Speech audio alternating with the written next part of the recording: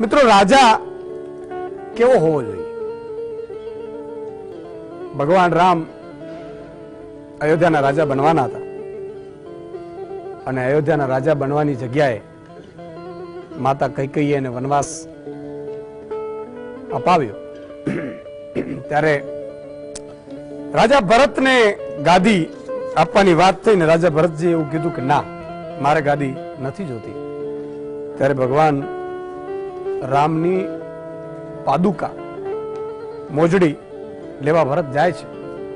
ત્યારે ભગવાન રામ ભરતને એવું કહે છે કે ભરત, જોજો અયોધ્યામાં રાજમાં કોઈ ગરીબ, વંચિત, શોષિત, કૃષિને લગતા, આ વાલ્મીકી રામાયણમાં લખેલું છે કે એવા ગરીબો પીડાતા ના હોવા જોઈએ. અને રાજની એ ફરજ છે કે રાજના દરબારમાં આપણામાં જ્યાં અયોધ્યાની જ્યાં સુધી સીમા જાય ત્યાં સુધી એવા ગુપ્તચર લઈને પણ ઇન્ફોર્મેશન લાવજો. કદાચ આપણા પ્રધાનો, આપણા મંત્રીઓ એ બરોબર વ્યવસ્થા ન કરી શકતા હોય